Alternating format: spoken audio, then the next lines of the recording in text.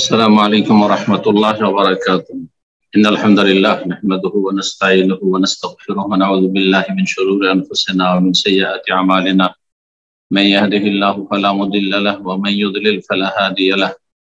وأشهد أن لا إله إلا الله وحده لا شريك له وأشهد أن محمدا عبده ورسوله صلى الله تعالى عليه وعلى آله وصحبه وسلم تسليما كثيرا. أما بعد. সম্মানিত ভাতৃমণ্ডলী, আল্লাহ রাব্বুল আলামিন প্রশংসা এবং প্রিয় নবী সাল্লাল্লাহু আলাইহি সাল্লামের উপর সালাত ও সালামের পর আজ রবিবার 22 জিলকাদা 1444 হিজরি মোতাবেক 11 জুন 2023 আমাদের ধারাবাহিক আলোচনা ফিকহুস সালাহ, সালাতের মাসাইল, পর্ব নম্বর 4।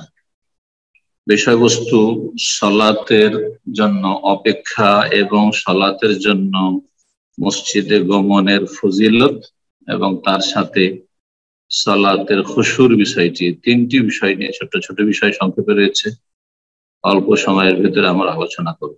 সালাতের জন্য মসজিদে যদি অপেক্ষা করেন তার ফজিলত কি, সালাতের জন্য আপনি মসজিদে যে হেঁটে যাবেন অথবা প্রয়োজনে বাহনে যাবেন, আপনি যে গমন করবেন বিশেষ করে পবিত্র অবস্থায়, তার ফজিলত কি, এবং সালাতে খুশুর উপায় কি, সালাতে খুশুর উপায় কি।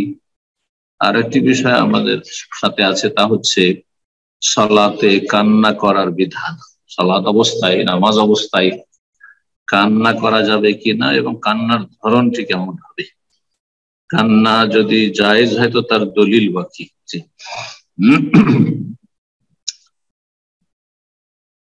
তো প্রথম বিষয়, সালাতের জন্য প্রতীক্ষা করা এর ফজিলত। এ মর্মে একটি হাদিস এখানে আমাদের সামনে রয়েছে, সহিহ বুখারী মুসলিমের, আবু হুরায়রা রাদিয়াল্লাহু তাআলা আনহু থেকে বর্ণিত। তিনি বলছেন যে আন্না রাসূলুল্লাহ সাল্লাল্লাহু আলাইহি ওয়াসাল্লাম قال রাসূলুল্লাহ সাল্লাল্লাহু আলাইহি ওয়াসাল্লাম বলেছেন, লা ইয়াজালুল আবদু ফি সালাতিন মা কানা ফি মুসাল্লাহু ইয়ানতাজিরুস সালাহ। অতক্ষণ পর্যন্ত বান্দা যেন সালাত অবস্থায় থাকে, মানে সালাত অবস্থায় থাকার, সালাতরত থাকার ফজিলত হাসিল করে, সওয়াব নেকি হাসিল করে, মা কানা ফি মুসাল্লা, যতক্ষণ পর্যন্ত তার সালাতের জায়গায়, নামাজের স্থানে অবস্থান করে।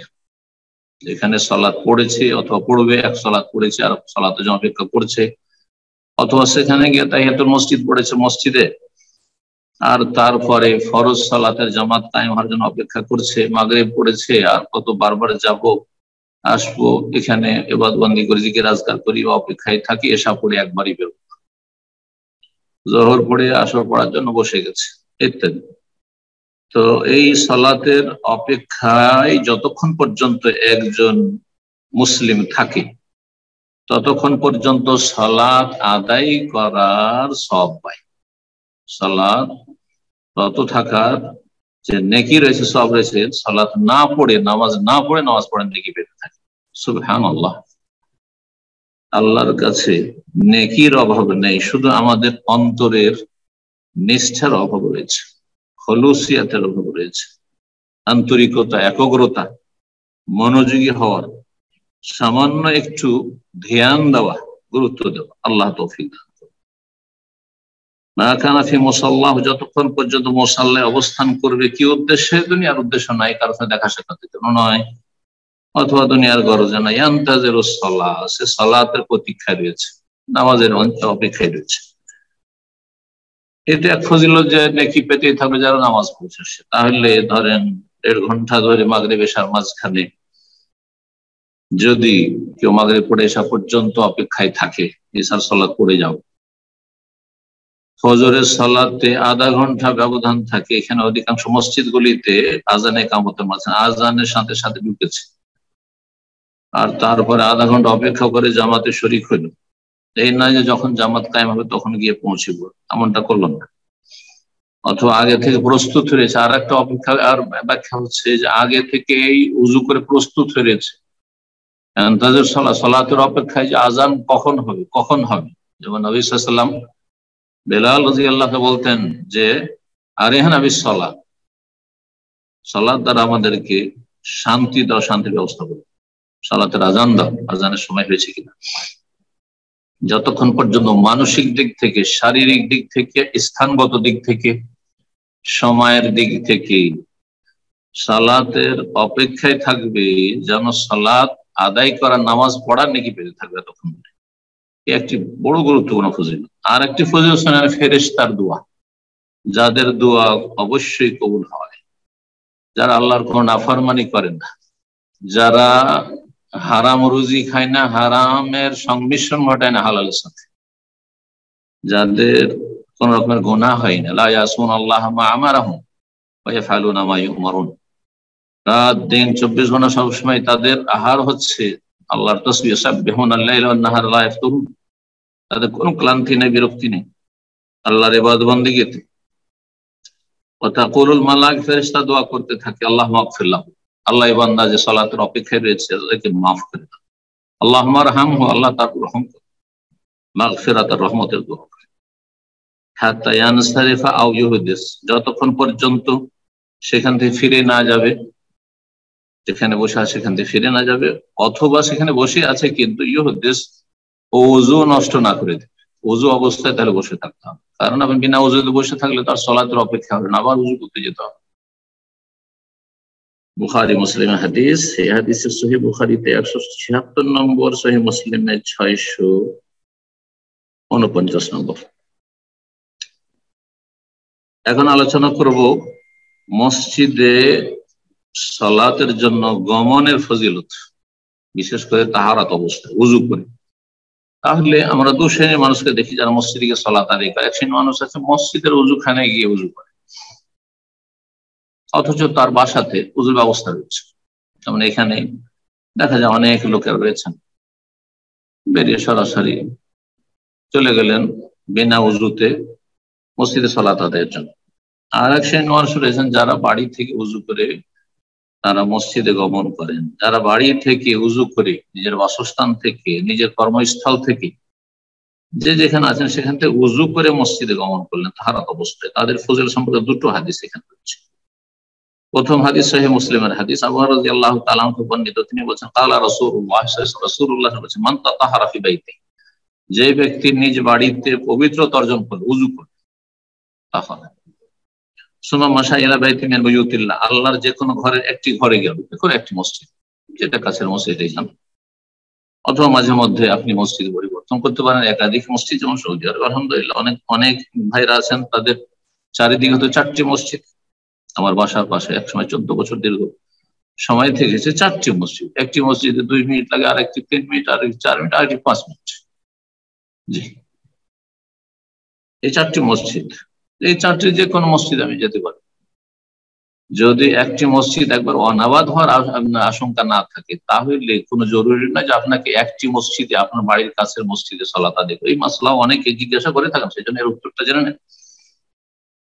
আমার বাড়ির পাশে একটি মসজিদ আছে, কিন্তু সেই মসজিদ ও সেই মসজিদের মুসল্লিদের সাথে আমার কোনো শত্রুতা বিদ্বেষ নেই, কলহ বিবাদ নেই, সেই জন্য সেই মসজিদে যাবো না, আমি পা দেবো না, বরং আমি একটু পরিবর্তন করবো, আমি অন্য মসজিদে মাঝে মধ্যে পড়বো, সেখানকার দিনী ভাইদের, মুসলিম ভাইদের সাথে দেখা সাক্ষাৎ করে মাঝে মধ্যে খোঁজ খবর নেওয়া হবে, সালাম দেওয়া হবে। এই জন্য দূরের মসজিদে যাচ্ছেন এই শর্তে যে আপনার কাছের মসজিদই যেন অনাবাদ না থেকে যায়। এমন না যে আছে আপনার বাড়ির পাশে যে মসজিদ, সেই মসজিদে আজান দেনেওয়ালা আপনি, ইমামতি করেনেওয়ালা আপনি, মুসল্লি আপনি, বা আর 1-2 জন আছে, আর মাত্র 2-3 জন, বাই চান্স যদি এরা এদিক সেদিক চলে যায়, তো সেখানে আজানে কামত জামাত কিচ্ছু হবে না। তাহলে তখন আপনার উপর জরুরি যে আপনি আপনার কাছের মসজিদে, যে মসজিদ অনাবাদ হওয়ার আশঙ্কা রয়েছে, সেই মসজিদে আপনি সালাত আদায় করুন। আর যদি দেখা যায় যে প্রতিটি মসজিদে মুসল্লি আছে, আজান মুয়াজ্জিন নিযুক্ত আছে, ইমাম নিযুক্ত আছে, আর তারপরে মুসল্লিদের সংখ্যাও মোটামুটি আছে, কম বেশি যাই থাকে না কিন্তু আছে, জামাত করার মতো মুসল্লি আছে, তাহলে যে কোনো মসজিদে আপনি সালাত আদায় করতে পারেন। এই জন্য হাদিস রয়েছে সুম্মা মাশা ইলা বাইতি মিন বুয়ুতিল্লাহ, আল্লাহর মেলা ঘর রয়েছে, অর্থাৎ মেলা মসজিদ রয়েছে আশেপাশে, যে কোনো একটা মসজিদে গেল, কি জন্য? লিয়াকুযিয়া ফারিদাতাম মিন ফারাইদিল্লাহ, আল্লাহ যেসব ফরজ সমূহ রয়েছে, ফরজ সালাত রয়েছে, কোন একটি ফরজ আদায় করার জন্য, ফজর, যোহর, আসর, মাগরিব, এশা কোন আদায় করার জন্য গেল, কানাত খুতুওয়াতাহু, তার যে দুটো পায়ের ধাপ রয়েছে, এহদাহুমা তাহুত্তু খাতিয়া, এক ধাপে এক পা যখন রাখলো, ডান পা রাখলো, একটা গুনাহ ঝরে গেল, মাফ হয়ে গেল। বল ওখরা তারফাও দারাজা, আর দ্বিতীয় ধাপ যখন রাখলো তখন তার একটি মর্যাদা উঁচা হবে। প্রতিটি ধাপে ধাপে মর্যাদা উঁচা হবে আর গুনাহ মাফ হবে। আখরাজাহু মুসলিম, হাদিস মুসলিমে রয়েছে, হাদিস নম্বর 666। মসজিদে পবিত্র অবস্থায় গমনের আরেকটি ফজিলতের হাদিস আবু উমামা রাদিয়াল্লাহু তাআলা আনহু থেকে বর্ণিত, তিনি বলেছেন আন্না রাসূলুল্লাহ সাল্লাল্লাহু আলাইহি ওয়াসাল্লাম বলেছেন, মান খারাজা মিন বাইতিহি মুতাতাহহিরান ইলা সালাতিন মাকতুবা, যে ব্যক্তি নিজ বাড়ি থেকে বের হলো মুতাতাহহিরান, পবিত্রতা অর্জন করে, ইলা সালাতিন মাকতুবা, ফরজ সালাত আদায়ের জন্য, তাহলে সুন্নত নফলের জন্য মসজিদ যাবেন না, বরং যত বেশি সেটা গোপনে পড়বেন সেটা তত বেশি ফজিলত রয়েছে। একমাত্র তারাবির কোয়ালিটি যদি মসজিদে বেশ ভালোই হয়, একেবারে লো কোয়ালিটি নয়, ডাউন কোয়ালিটি নয়, তাহলে মসজিদে জামাত সহকারে তারাবি রমজান মাসে পড়া উত্তম। কিন্তু যদি দেখা যায় যে একেবারে লো কোয়ালিটির দুটো তিনটে আয়াত পড়েছে, আল্লাহু আকবার, ব্যাস, আর আপনি বাড়িতে ওর চাইতে অনেক ভালো করে যত্ন সহকারে নিয়মিত আপনি পাবন্দির সাথে তারাবি ভালো করে পড়তে পারবেন, আপনি আধা ঘন্টায় আপনার 8-3-11 রাকাত শেষ হয়ে যাচ্ছে মসজিদে, আর আপনি বাড়িতে 1 ঘন্টা পড়তে পারবেন, তো বাড়িতে অবশ্যই উত্তম। এই নয় যে মসজিদে গিয়ে আপনার ওই নিম্ন কোয়ালিটির যারা ঠিকা সারতে চায় তাদের সাথে আপনার ঠিকা সারতে হবে। জি, কারণ আল্লাহর সাথে এখানে নফল সুন্নতে আল্লাহর সান্নিধ্য লাভের একটি মাধ্যম, গুরুত্বপূর্ণ মাধ্যম এবং সুযোগ, আর সেটাতে যত সময় দেবেন তত বেশি। বড় ব্যক্তির সাথে কেউ বসার সুযোগ পেলে কে তাড়াতাড়ি ছেড়ে দিতে চায়, যতক্ষণ পর্যন্ত মজলিস বরখাস্ত না করে বড় ব্যক্তি। এটা ব্যক্তি সম্পর্কে চিন্তা করুন, আমাদের মতো যে আমাদের সাথে কেউ যদি বসার সুযোগ পায় সহজে উঠতে চায় না যতক্ষণ পর্যন্ত বড় ব্যক্তিত্ব অবস্থা যতক্ষণ না উঠে যাচ্ছে।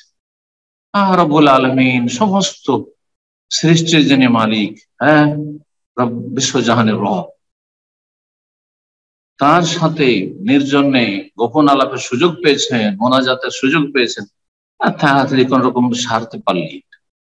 এ হচ্ছে সালাতের অবস্থা। আল্লাহ রব্বুল আলামিন এই বিষয়গুলি অনুধাবন করার এবং সংশোধন করার আল্লাহ তৌফিক দান করেন। হাদিসটিতে কি বলা হচ্ছে, যে ব্যক্তি নিজ বাড়ি থেকে পবিত্রতা অর্জন করে বেরোলো কোন ফরজ সালাতের জন্য, আজরুহু কাজরিল হাজ্জিল মুহরিম, তো তার নেকি হচ্ছে হজের জন্য ইহরামকারী ব্যক্তির নেকির মতো। হজের জন্য যে বেরিয়েছে আল্লাহর রাস্তায়, আল্লাহর মেহমান তারা, দয়ীফুর রহমান, তাদের মতো নেকি রয়েছে ওই সব লোকদের যারা প্রতিদিন 5 ওয়াক্ত সালাতে মসজিদে পবিত্রতা অর্জন করে গমন করে। ওমান খারাজা ইলা তাসবিহুদ দুহা, আর যেই ব্যক্তি সালাতুত তাসবিহুদ দুহা মানে এখানে নফল তাসবিহ, মানে এখানে নফল নামাজ, নফল সালাত, দোহার নফল সালাতের জন্য বের হলো, লায়ান সেবু ইল্লা ইয়াহু, সেই সালাতই তাকে বের করেছে, আর অন্য কোনো গরজে কিন্তু বেরোয়নি। সালাতুদ দুহা পড়ার জন্য বেরিয়েছে বলা হয়েছে এখানে। এটাতে অনেকের সংশয় যে বেরিয়েছে মানে মসজিদে বেরিয়েছে, কিন্তু হাদিসটি লক্ষ্য করেন এখানে কিন্তু বলা হয়নি মান খারাজা ইলা তাসবিহুদ দুহা ইলাল মসজিদ বা লিল মসজিদে, মসজিদের উদ্দেশ্যে বেরিয়েছে কথা বলা হয়। কথা বোঝা গেছে? সুতরাং এখান থেকে এটা প্রমাণ হয় না যে দোহা চাস্তের সালাত, এই সালাতুদ দুহার নামাজ মসজিদে গিয়ে পড়লে বেশি নাকি। তবে একটি মত, এক ধরনের ওলামারা কিছু রয়েছেন, তারা বলছেন যে হ্যাঁ, এটি ব্যতিক্রম, সুন্নত নফল যত আছে তার মধ্যে সালাতুদ দুহা মসজিদে গিয়ে পড়লে বেশি নাকি এই হাদিসটির আলোকে। কিন্তু এই হাদিসটি তাদের বুঝ, এই হাদিসের জরুরি নয় যে মসজিদে যাওয়ার কথা বলা হয়েছে। তাহলে কি বলা হইতে পারে, এর ব্যাখ্যা, সঠিক ব্যাখ্যাটি শুনুন আজকে। আমি কোন একটি প্রশ্নের উত্তরে বলেছি, ওমান খারাজা, বেরিয়েছে, আপনি কর্মক্ষেত্রে দোকানে ডিউটি করছিলেন, দোকানের কাজ থেকে বেরোলেন কিসের জন্য? উজু করে আমি আমার মুসাল্লাতে যাই, নামাজ যে আছে আমার দোকানের কোন এক সাইডে বা ভিতর দিকে, অথবা বাড়িতে আছেন, বাড়িতে আপনি কোনো কাজ কামে আছেন, সাংসারিক কাজে, যদি কোনো মহিলা হন পাকশাকে আছেন, অথবা বাচ্চাদের পরিচর্যায় আছেন, অথবা স্বামীর সেবায় আছেন, স্বামী আছেন বিভিন্ন কাজে, সংসারের কাজে আছেন, অথবা অফিসিয়াল কাজ বাড়িতে বসে আপনি করছেন, কম্পিউটারে বসে আছেন, আপনি মোবাইল টিপাটিপি করছেন মোবাইলের যুগে। আর তারপরে খারাজা, এই মোবাইলটা ছেড়ে দিয়ে, কম্পিউটার ছেড়ে দিয়ে, আপনার কাজকর্ম ছেড়ে দিয়ে, আপনার ঘুমানো ছেড়ে দিয়ে উঠলেন, বেরোলেন কিসে? আপনার মুসল্লি নামাজ পড়ার জন্য, উযু করি সালাতুদ দুহা পড়ি। তাহলে এটা প্রমাণ করে না যে খারাজা মানে খারাজা আল মসজিদ, আর মসজিদে সালাতুদ দুহা পড়লে বেশি ফজিলত, এটা মোটেই প্রমাণ হয় না। জি। আর এই ব্যাখ্যাটি হচ্ছে বেশি বিশুদ্ধ। যেই ব্যক্তি বেরোলো মানে নিজের কর্ম স্থল থেকে বা যেখানে সে বসেছিল, যে কোনো কাজে থাক না কেন, বের হলো কিসের জন্য? যে আমি এখন উযু করে সালাতুদ দুহা পড়ব। আর নফল নামাজ সম্পর্কে, ফরজ ছাড়া সমস্ত সালাত সম্পর্কে নবী সাল্লাল্লাহু আলাইহি ওয়াসাল্লাম প্রসিদ্ধ হাদিস রয়েছে বেশ কিছু, তার মধ্যে একটি হাদিস, আফযালু সালাতিল মারই ফি বাইতিহি ইল্লাল মাকতুবা। একজন পুরুষ মানুষের বা মহিলারও, একজন মানুষের মারউন আর মারাতুন, একজন মানুষের সবচাইতে উৎকৃষ্ট উত্তম নামাজ হচ্ছে ফি বাইতিহি, তার বাড়িতে। বাড়িতে নামাজ পড়ে বেশি উত্তম, ইল্লাল মাকতুবা, ব্যতিক্রম শুধু ফরজ নামাজ, ফরজ সালাত। তাহলে ফরজ সালাত ছাড়া যত নামাজ রয়েছে, তাহাজ্জুদ হোক, সালাতুদ দুহা, ইশরাক হোক, আর এমনি নফল হোক, আর তাহিয়াতুল উযু হোক, শুধুমাত্র তাহিয়াতুল মসজিদ, কারণ মসজিদের সাথে সংশ্লিষ্ট নামাজ, সেজন্য তাহিয়াতুল মসজিদ মসজিদের সাথে সম্পর্কিত।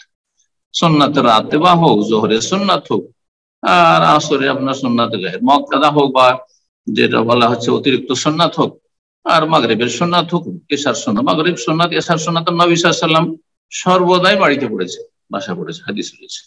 ইবনে কাইয়িম রাহিমাহুল্লাহ এই বিষয়টি উল্লেখ করেছেন, যেটা অনেকে আমাদের সমাজের আহলে হাদিস ভাইরাও জানেন না বা আমল করেন না, সব সেরে নিছেন মসজিদ। অথচ নবী সাল্লাল্লাহু আলাইহি ওয়াসাল্লাম জীবনে কখনো মাগরিব এশার সুন্নাত মসজিদে পড়েননি, কোন প্রমাণ নেই। তো এখানে সালাতুদ দুহা এই হাদিসের অন্তর্ভুক্ত, যে সবচেয়ে উত্তম নামাজ হচ্ছে একজন মানুষের ফি বাইতিহি, তার বাড়িতে। সালাতুদ দুহাও বাড়িতে উত্তম। ইশরাক, পুরুষ মানুষ মসজিদে আছে, সেই জন্য সেখানে ইশরাক, মসজিদে ফজর পড়তে গেছে, আর তারপরে সেখানে জিকির আজকার করছে সূর্য ওঠা পর্যন্ত, আর তারপরে তখন ইশরাক পড়ে বের, এই জন্য সেটা মসজিদ। কিন্তু মহিলাদের জন্য মুসাল্লায় বসে আছে, আর মুসাল্লা বসে জিকির আজকার করে সূর্য উঠলো, তার 10-15 মিনিট পরে যখন সালাতের বৈধতার সময় হয় তখন ইশরাক পড়ে। লা ইয়ানসিহু ইল্লা ইয়াহু, সেই ব্যক্তি সালাতুদ দুহা পড়ার জন্য উঠেছে, আজরুহু কাজের মুতামির, তার নেকি হচ্ছে উমরাকারীর নেকির মতো। একজন লোক যদি উমরা করতে আসে, আজকাল সারা বিশ্ব থেকে যদি উমরা করতে আসে, ধরেন এক এক দেশ থেকে এক এক রকমের খরচ, ইন্ডিয়াতে আসলে কমপক্ষে 1 লক্ষ, বাংলাদেশে আসলে 1.5-2 লক্ষ। তো এই একটা উমরা করার সমান নেকি কিসে রয়েছে? কেউ যদি সালাতুদ দুহা আদায় করে। গরিবদের জন্য বেটার চান্স, পয়সা নিয়ে উমরা করা। আপনার আশেপাশে পয়সাওয়ালারা বারবার উমরা করেছে, আপনি নিয়মিত আপনি সালাতুদ দুহা পড়ুন, জি, উত্তম বিকল্প আপনার জন্য রয়েছে। সালাতুন আলা ইসরে সালাতিন বা আল আসরে সালাতিন, ইসরেও পড়া যায় আর আসরেও পড়া যায়, পরে, এর মানে হচ্ছে পরে। সালাতুন আলা আসরে সালাতিন, এক সালাতের পরে আরেক সালাত আদায় করা। মানুষ যদি নিয়মিত সালাত আদায় করে, এই না যে নফল শুধু একবার পড়লেন না, বা সালাতুদ দুহা শুধু একবার পড়লেন, গোটা সপ্তাহ নাই, গোটা মাস নেই। সালাতুল কি বলছে, তাহাজ্জুদ, এক সালাত আরেক সালাতের পরে, এক নামাজ ধরেন জোহরের সুন্নাত পড়লেন, আবার আসরে কিছু তাহিয়াতুল মসজিদ পড়লেন, বা আরো কোনো নামাজ যতটুকু যেমন রয়েছে সেই 4 রাকাত পড়লেন, মাগরিবে পড়ে মাগরিব পড়লেন, আবার এশা পড়লেন, ফরজ হোক অথবা নফল হোক। এক নামাজের পর আর এক নামাজ যদি কেউ পড়ে, লা লাগওয়া বাইনাহুমা, আর তার মাঝখানে কোন রকম অসার কাজ না করে। অসার কাজ লাগো, প্রথম লাগো হচ্ছে অসার, হচ্ছে যে কোনো গুনাহ করলেন না। গুনাহ করলে আপনি নিজেকে ক্ষতিগ্রস্ত করলেন, আল্লাহর কাছাকাছি হয়ে গেলেন মাগরিব পড়ে এশা পড়ে, আর এই সালাত যখন পড়েছেন, কিন্তু সালাতের মাঝে যখনই গুনাহ করে দিয়েছেন তখন দূরে চলে গেলেন আপনি আল্লাহ রাব্বুল আলামিন থেকে। লা লাগওয়া বাইনাহুমা, লাগোর প্রথম এখানে ব্যাখ্যা হচ্ছে কোনো গুনাহ করলো না এর মাঝখানে, জোহর আসরের মাঝখানে নামাজ তো পড়লেন, কিন্তু এসে স্ত্রীকে অকথ্য ভাষায় গালিগালাজ করলেন, ছেলে মেয়েদের সাথে দুর্ব্যবহার করলেন, কার উপরে জুলম অত্যাচার করলেন, কাউকে গালমন্দ করলেন, ঝগড়া করে নিলেন, হিংসা করলেন, কাউকে গীবত করলেন, হচ্ছে সব লাগব, সমস্ত গুনাহ হচ্ছে লাগব। আর তারপরে লাগব গুনাহ ছাড়াও এমন অসার ফালতু কথা কাজ, যাতে আমি সহজ ভাষাই সাধারণ মানুষ বোঝানো বলি, যাতে একটা নেকি নেই যেটা আখেরাতে কাজে আসবে, আর যাতে একটা রিয়াল ডলার টাকা একটা পয়সা ইনকাম হলো না হালাল, যে সেটা দিয়ে আপনার রুজি রোজগার কিচ্ছু। এটা হচ্ছে মুমিন ব্যক্তি অসার কথা কাজে নেই, যে কোনো কাজ করছে তাতে সার আছে, তাতে কোনো স্বার্থ আছে, হয় আখেরাতের স্বার্থ আছে একটা নেকি বাড়াইলাম, আর নয় দুনিয়ার স্বার্থ আছে একটা হালাল একটা টাকা আসলো। যেই ব্যক্তি এক নামাজের পর আর এক নামাজ পড়লো নিয়মিত, এই উভয়ের মাঝে কোনো গুনাহ করলো না, কোনো অসার কথা কাজে লিপ্ত হইলো না, কিতাবুন ফি ইল্লিয়িন, তাহলে সেটা মাকতুবুন, কিতাবুন মাকতুবুন, লেখা থাকবে তার জন্য ইল্লিয়িন। ইল্লিয়িন উচ্চ স্থানে, যেখানে নেককারদের আমল নামা রয়েছে, জান্নাতীদের লিস্ট রয়েছে, তার মধ্যে তার এই আমল নথিভুক্ত হবে এবং সেই ব্যক্তিকে লেখা হবে, সেই ব্যক্তির নাম লিস্ট করা হবে। আখরাজাহু আবু দাউদ, হাদিসটি আবু দাউদ বর্ণনা করেছেন। হাদিসটির মান হচ্ছে হাসান, মানে আমলযোগ্য, গ্রহণযোগ্য। আর ইমাম আলবানী রাহিমাহুল্লাহ কিতাবে সহিহ সুনান আবু দাউদের 522 নম্বর, আর মূল আবু দাউদের 558 নম্বর, আর সহিহ তারগিবের 315 নম্বর। তারপরে তৃতীয় বিষয় হচ্ছে খুশু। সালাতে আমরা খুশু কি করে তৈরি করব? সালাতের দুটো দিক রয়েছে। অধিকাংশ মানুষ যারা সালাত আদায় করে তারা সালাতের বাহ্যিক অবস্থার বেশি গুরুত্ব দিয়ে থাকে। বিশেষ করে বেদাতি ভাইদের তো ধরেন বাহ্যিক অবস্থারও কোনো গুরুত্ব নাই।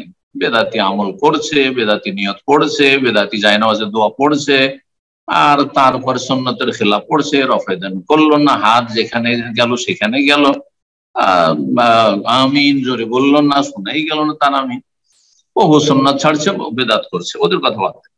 কিন্তু যারা আহলুল হাদিস সালাফি তাদের অনেকেই গুরুত্ব দিয়ে থাকেন সালাতের বডির, মানে বাহ্যিক অবস্থা। সালাতের দুটো দিক রয়েছে, একটা হচ্ছে জাহির আর বাতিন, অথবা বলতে পারেন যে একটা জাসাদ, একটা হচ্ছে বডি দেহ, আর একটা হচ্ছে রূহ আত্মা। তো অধিকাংশ মুসল্লিরা যারা সহি শুদ্ধ নামাজ পড়েন তারা শুধু বেশি গুরুত্ব দেন বডির গুরুত্ব দেন সালাতে।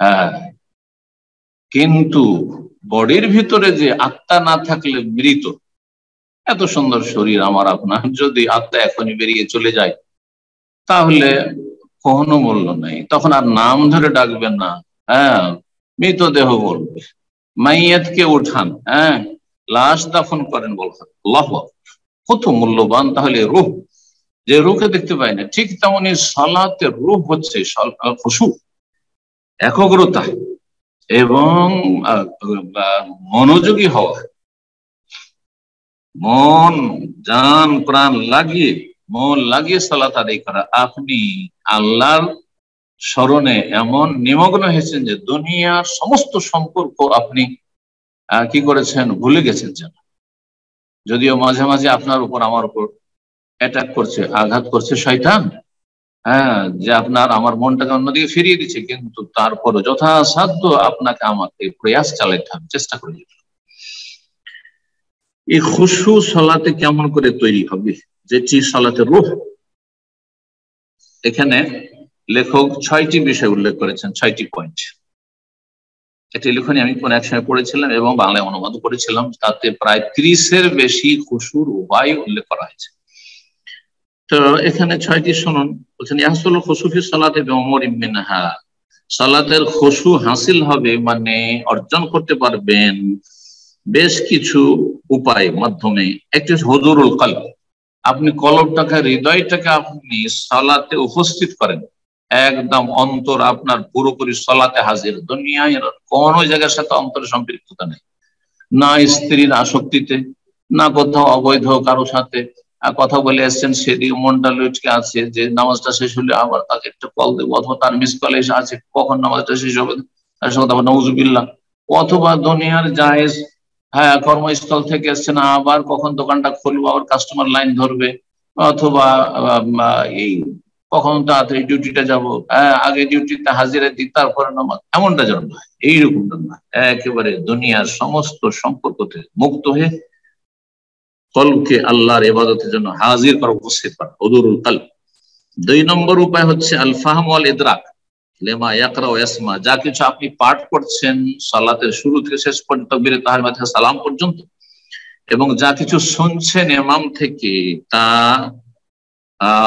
অনুধাবন করা, বুঝা, আপনি বুঝছেন আল্লাহু আকবার মানে কি, সানা পড়লাম, ইস্তিফতা দোয়া পড়লাম, তার অর্থ কি, তাৎপর্য কি, সূরা ফাতিহা আমি শুনলাম, তার অর্থ কি, আরো যে বেশ কিছু আয়াত পড়লাম সেটার অর্থটা কি, আর তারপরে সামি আল্লাহু লিমান হামিদা রব্বানা ওয়া লাকাল হামদ মানে কি। অনেকে সারা জীবন নামাজ পড়েছেন, কোনদিন ফিকির করেন সামি আল্লাহু লিমান হামিদ মানে কি, বুঝলেনই না, ফাহাম নেই, কোনো অনুধাবন করেন না।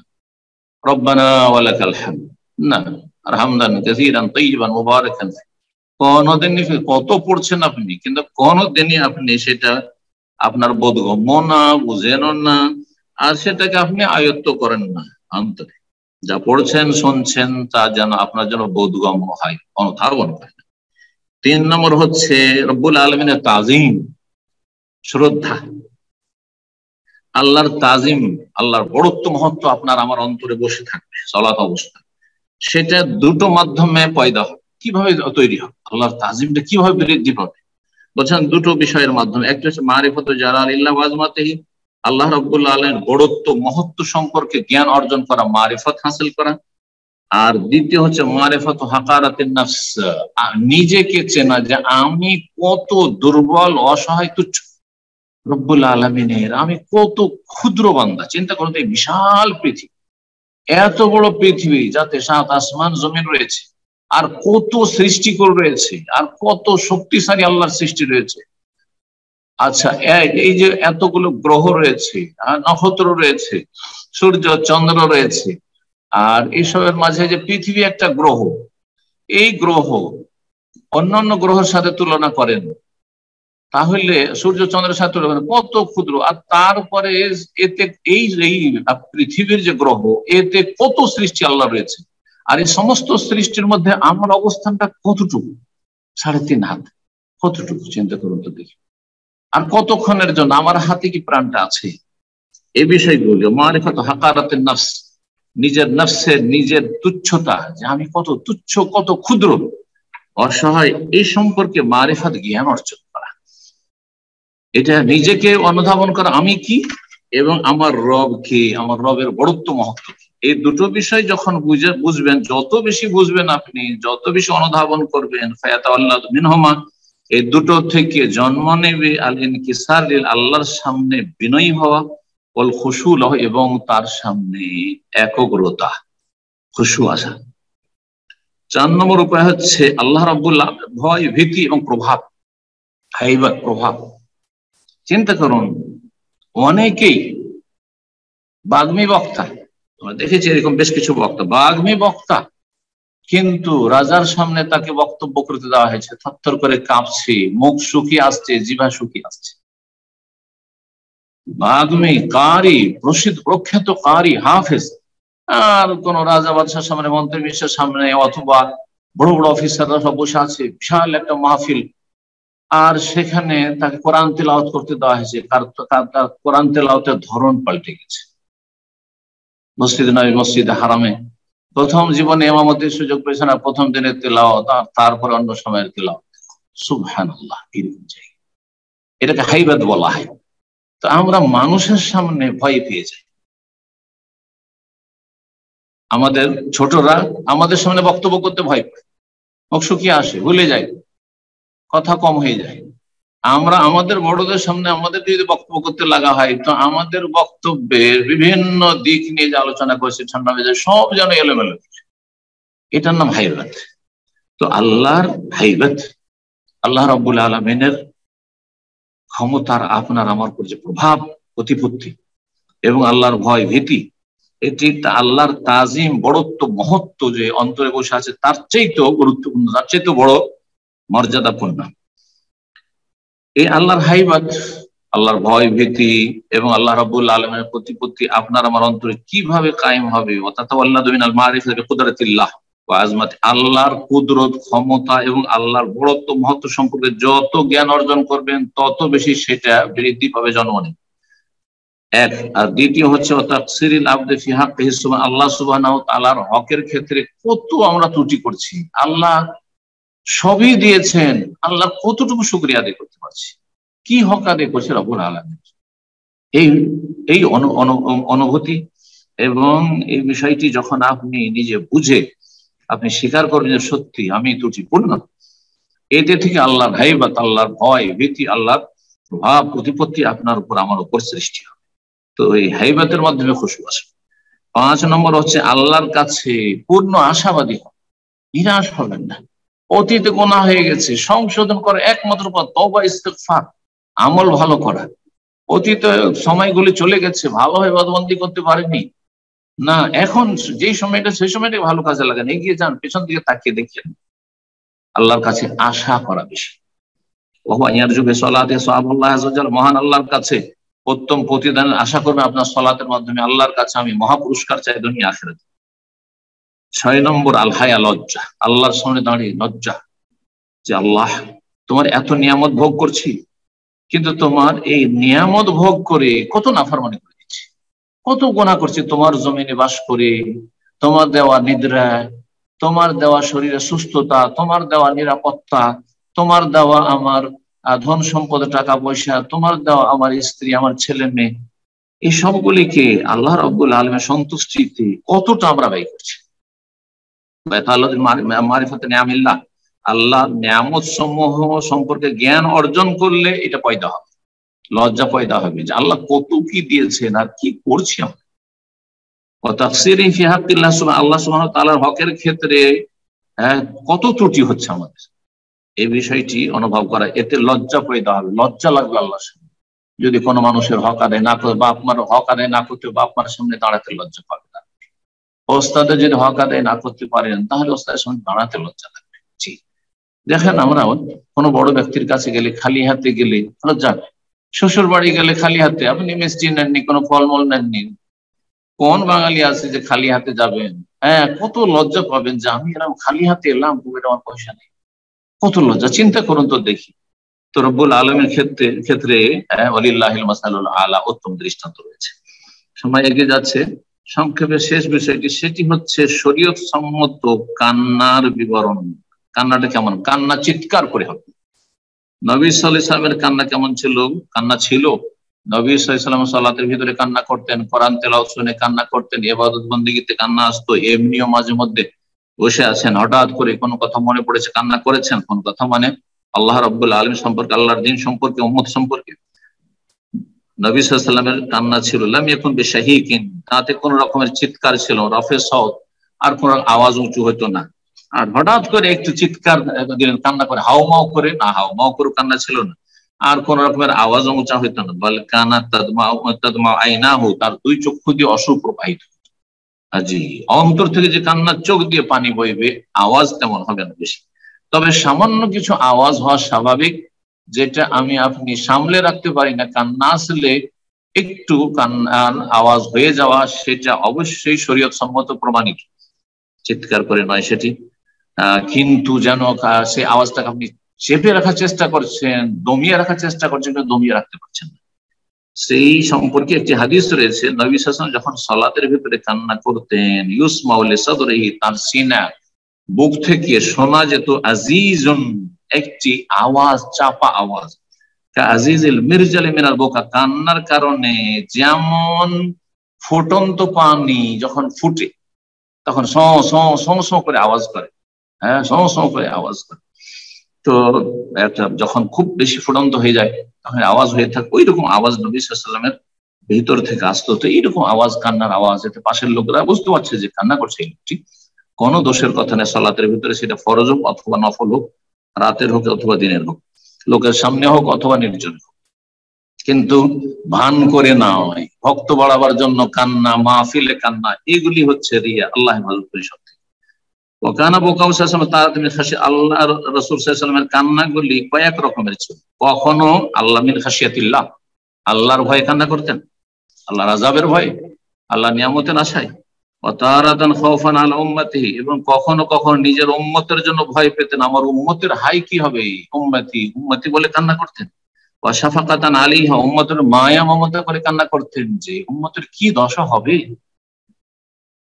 ওয়াতারাতান রাহমাতান মাইয়িত, আর কখনো কোনো মাইয়িত মারা গেছেন তার উপর যে দয়া মায়া, তাতে কান্না হইতো। নবী সাল্লাল্লাহু আলাইহি ওয়াসাল্লামের কান্না যেমন তার ছেলে ইব্রাহিম রাদিয়াল্লাহু আনহু যখন ইন্তেকাল করেছেন কান্না হয়েছে। তারাতান ইনদা সামাইল কোরআন, কখনো কখনো কোরআন কারীমের তেলাওয়াত শুনে কান্না করেছেন। ইবনে মাসউদ রাদিয়াল্লাহু আনহু তাদের তেলাওয়াত শুনে কান্না করেছেন। ওয়াইনাহু তাযরিফান, হাদিসে রয়েছে হাসবুক বলে, হেনামা ইয়াসমাউ আয়াতুল ওয়াদ, অথবা নিজেই তেলাওয়াত করছেন অথবা কারো শুনছেন। যখন আল্লাহর পক্ষ থেকে ওয়াদা প্রতিশ্রুতি মুমিন বান্দাদের জন্য রয়েছে দুনিয়া আখিরাতের মহাপুরস্কারের, মান ইজ্জতের, জান্নাতের, এসব শুনে কান্না করতেন। ওয়াল ওয়াইদ, শাস্তির কথা, শাস্তির জাহান্নামের আয়াত, আযাবের আয়াত, কিয়ামত সম্পর্কে এগুলো শুনলে কান্না করতেন। ওয়া যিকরিল্লাহি ওয়া আলাই ওয়া নিআমিহি, আল্লাহ রাব্বুল আলামিনের যখন জিকির আজকার স্মরণের কথা আসতো, আল্লাহর নিয়ামতের কথা আসতো, আল্লাহর অনুগ্রহের কথা আসতো, তখন কান্না করতেন। ওয়া আখবারিল আম্বিয়া, আম্বিয়া রাসূলগণের যখন কিসাস কাহিনী যখন তিনি তেলাওয়াত করতেন তখন কান্না আসতো। জি, আপনি ইউসুফ আলাইহিস সালামের কিসসা অথবা মুসা আলাইহিস সালামের কিসসা অথবা যে কোনো নবী রাসূলের কিসসা, ইব্রাহিম আলাইহিস সালামকে আগুনে জ্বালানোর কিসসা আপনি পড়ছেন আর বা শুনছেন আর কান্না আসছে, এটি হচ্ছে নবী সাল্লাল্লাহু আলাইহি ওয়াসাল্লামের সুন্নাত। না বেজাল ইত্যাদি ইত্যাদি। আল মাহফুজ আলা ফজিলাতিন তাতাআল্লাকু বিযাতিল ইবাদা, ইবাদতের সাথে সম্পর্কিত কোনো ফজিলত যদি থাকে তার হেফাজত করা বেশি গুরুত্ব। ইবাদতের সরাসরি ইবাদতের সাথে সম্পর্কিত ফজিলত, যেমন কাল খুশু ফি সালাত, সালাতের খুশু সালাতের বাহ্যিক সুন্নতের চাইতে বেশি গুরুত্বপূর্ণ। সালাতের খুশু একদিকে রাখেন, একদিকে যেমন রফে দানের সুন্নাত, আমিন জোরে বলার সুন্নাত, বুকে হাত বাঁধার সুন্নাত, এইভাবে আপনার আরো সানা পড়ার সুন্নাত, এইভাবে যেসব সুন্নাত গুলি রয়েছে, দোয়া মাসুরা পড়ার সুন্নাত, এগুলোর চাইতে বেশি গুরুত্বপূর্ণ হচ্ছে আপনার সালাতের খুশু। যেমন বলছেন যে মাসালান উদাহরণস্বরূপ, আহাম্মু মিন ফাজিলাত তাতাআল্লাকু বিমাকানিহা, একটি ফজিলতের সম্পর্ক হচ্ছে স্থানের সাথে। যে এই নামাজ মসজিদ হারা পড়লে 1 লক্ষ আর মসজিদ নববীতে 1000, কিন্তু মসজিদ হারামে মসজিদ নববীতে একজন মহিলাকে এমন জায়গায় নামাজ পড়েছে চারিদিকে পুরুষ পড়ে গেছে আর এখানে ধাক্কা ধাক্কি গোতাগুতি করে ঢুকেছে, এর চাইতে এখানে কোনো খুশু হলো না সালাত আদায় করে, জুম্মা পড়ার জন্য হারামে জুম্মা পড়ার জন্য পাগল, আর সেখানে গিয়ে 1 লক্ষ ফজিলত পাবো, আর গিয়ে বাইরে রোদরে দাঁড়িয়ে গেছে, খুশু তো হইলো না, ছটপট করছে কখন খুতবা শেষ হবে, কখন নামাজটা শেষ হবে, আল্লাহ ছোট সূরা যেন পড়ে। এইরকম জায়গায় স্থানের দিক থেকে বেশি ফজিলত, কিন্তু খুশু সেখানে হইল না, সুতরাং সেটা কোনো ফজিলত আপনি হাসিল করলেন না। তার চাইতে অনেক গুরুত্বপূর্ণ ফজিলত ছিল খুশুর হেফাজত করা, যদি অন্য কোনো মসজিদে গিয়ে হোক না কেন। এই সময়টা হজের সময় এই বিষয়গুলি মনে রাখার প্রয়োজন। ফালা ইউসাল্লা ফি মাকানিন, সুতরাং বা ফালা ইউসাল্লি ফি মাকানিন, কোন মসজিদে যেন এমন জায়গায় নামাজ না পড়ে ইয়াযাও মাহুল খুশু, যেখানে কোনো খুশু হচ্ছে না, কাজ যেমন ভিড় ভাড়ের জায়গায় বা এমন জায়গায় যেখানে করে হইচই হট্টগোল হচ্ছে, এই জন্য বাজারে মার্কেটে ভরা মার্কেটে হইচই হইচই করছে আপনার মাছের বাজারের মতো, আর সেখানে করে কেউ নামাজ শুরু করে দিয়েছেন না। আপনি এমন জায়গায় নামাজ, শান্ত জায়গায়, বাচ্চার বাড়িতে হইচই করেছে আর আপনি বাড়ির উঠানে হইচই শুনছেন আর নামাজ পড়ছেন, কি করে খুশি হবে? তাহলে আপনি নির্জনে এমন ঘরে দরজাটা বন্ধ করে নামাজটা পড়েন যেখানে অন্তত হইচই নাই বা হইচই গুলো বন্ধ করে দেন। আল্লাহ রাব্বুল বুঝার তৌফিক দান করুন। এখানে আলোচনা শেষ করেছি। ওয়া সাল্লাল্লাহু সাল্লাম আলা নবিয়িনা মুহাম্মদ ওয়া আলা আলিহি ওয়া সাহবিহি আজমাইন। দেখেন পশ্চিমা সমাজে আর পশ্চিমা সভ্যতা এখন গ্রাস করে ফেলেছে মুসলিম সমাজ, এমনকি মুসলিম দেশেও। আল্লাহ হেফাজত করুন। হাফ প্যান্টে ঘুরে বেড়া আর তারপরে টাইট ফিট, একেবারে শরীরের সবকিছুই প্রকাশ পাচ্ছে, পুরুষদের তো পাচ্ছে, মহিলাদের, এটা মুসলিম সমাজেও শুরু হয়ে গেছে। আল্লাহ রাব্বুল আলামিন হেফাজত করুন মুসলিমদের। তো আপনি আপনার ছেলে সম্পর্কে জিজ্ঞেস করেছেন, আল্লাহ ভালো ইমান ইসলামী তরবিয়তে তৌফিক দান করুন, কিন্তু বাড়াবাড়ি ছাড়াছাড়ির মাঝখানে না তাতে সীমালঙ্ঘন থাকে, বাড়াবাড়ি থাকে, না তাতে শৈথিল্যতা থাকে বা শিথিলতা থাকে। আল্লাহ রাব্বুল আলামিন হেফাজত করুন এবং দ্বীনের জ্ঞান অর্জন করে যেটা যেমন গুরুত্বপূর্ণ সেটাকে সেইভাবেই গুরুত্ব দেওয়ার তৌফিক দান করুন। বললেন যে গরমের দিন যখন আসে তখন পশ্চিমা দেশগুলিতে মানুষ নর নারী কাপড় খুলে ফেলে। জি, পুরুষদের ক্ষেত্রে যতটা ছাড় রয়েছে সেটা করলে কোনো দোষ নয়। মুসলিম হোক অমুসলিম, প্রয়োজনে প্রচন্ড গরম লাগছে, খালি গায়ে হয়ে গেছে, নাভি থেকে নিয়ে হাঁটু সহ ঢাকা, হাঁটু পর্যন্ত ঢাকা আছে, তাহলে পুরুষদের জায়েজ পোশাকই রয়েছে। কিন্তু যখন সালাতে যাবে তখন সালাতের জন্য কাঁধ সহ পেট পিঠ এগুলো ঢাকবে। কিন্তু মহিলাদের ক্ষেত্রে মহিলারা বাড়ির মধ্যে স্বামীর সামনে আছে, একেবারে ছোট বাচ্চাদের সামনে রয়েছে, সে টাইট ফিট করুক, সমস্যা নেই, কিন্তু বাইরে গেলে পুরো ঢাকা পোশাক হইতে হবে। আর কাফেরদের মতো টাইট পোশাক অথবা হাফ হয়ে গেল, আর যত গরম পড়ছে তত কাপড় ধীরে ধীরে ছোট হইতে হইতে কাপড় একেবারে শরীর থেকে নেমে যাচ্ছে। আউযু বিল্লাহি মিনাশ শাইতানির রাজিম। এরকম শয়তানের রাজিমের পরিবেশ থেকে আল্লাহ হেফাজত করুন মুসলিম সমাজ। তো এই ছিল এই বিষয়টি। তারপরে যেটি বলবো যে আপনার ছেলের জন্য আপনি বলছেন যে আমি তাকে হাফ হাতা টি শার্ট না পরিয়ে এখন থেকে ট্রেনিং করবো ছোট বাচ্চা ফুল হাতা টি শার্ট পরাবার জন্য। এই ক্ষেত্রে বাচ্চা হয়তো সবাইকে দেখছে সব হাফ হাতা পরছে, ফুল হাত পরতে তার মন চাইছে না, তাকে যদি একটু চাপ দিই তাহলে কি বাড়াবাড়ি হবে? হ্যাঁ, অবশ্যই বাড়াবাড়ি, অবশ্যই বাড়াবাড়ি। দেখেন, আমাদের দেশে আসলে হানাফি মোল্লাদের একটা ফতোয়া আছে বা বেদাতি মোল্লাদের ফতোয়া আছে। সেটা কি জানেন? যে হাফ হাতা গেঞ্জি গায়ে দিয়ে নামাজ পড়লে মাকরুহ, এর কোনো ভিত্তি নেই। হ্যাঁ, সেন্টু গেঞ্জি গায়ে দিয়ে নামাজ পড়লে মাকরুহ বা জায়েজ নেই। কথা বোঝা গেছে? নবী সাল্লাল্লাহু আলাইহি ওয়াসাল্লাম লা ইউসাল্লি আহাদুকুম ফি সাওবিল ওয়াহিদ লাইসা আলা আতিকিহি মিন শাই। কোন ব্যক্তি যেন এমন একটি কাপড়ে সালাত আদায় না করে যেই কাপড় শরীরে রাখতে গিয়ে কাঁধের উপর কিছুই নেই, কাঁধের উপর একটা গামছা দিয়ে ঢাকা নেই পুরোপুরি, অথবা হাফ গেঞ্জি কাঁধ ঢেকে যাচ্ছে, হাফ গেঞ্জিও নেই আর ফুলও নেই, কি আছে সেন্টু গেঞ্জি, তাহলে এগুলো খোলা আছে, কাঁধ খোলা আছে, এটা দিয়ে নামাজ পড়া যায় না? এবার নামাজ হবে কি না হবে, হবে না, আর সেই ক্ষেত্রে দুটো মত রয়েছে, তবে জায়েজ নাই, এটা ঠিক। জি, একদল বলছেন যে হবে না, আরেক দল বলছেন যে হবে। আশা করি হয়ে যাবে, কিন্তু কেউ যদি সেন্টু গেঞ্জি মাকরুহ কিন্তু সে নাজায়েজ কাজ করবে, আর এক দল বলছেন না, হবেই না। জি, ওইটা নিচের ঢাকার মতো, যেমন কারো যদি রান খুলে যায় নামাজ অবস্থায় তার নামাজ হবে, ঠিক না? আর নাভির নিচে নেমে যায় পেছন দিকে সামনের দিকে, তার নামাজ হবে না, ঠিক তেমনই কাঁধ খুললেও নামাজ হবে না। এটি তার সাথে জেনে নিলেন। এখন আপনার এই বাচ্চা সালাদ যখন পড়বে তখনও তো আপনার হাফ গেঞ্জি টি শার্ট গায়ে দিয়ে নামাজ হবে, যদি তার নাভি থেকে নিয়ে হাঁটু পর্যন্ত ঢাকা থাকে। হ্যাঁ, রান খোলা রেখে নামাজ হবে না, রান খোলা রেখে নামাজ হবে না।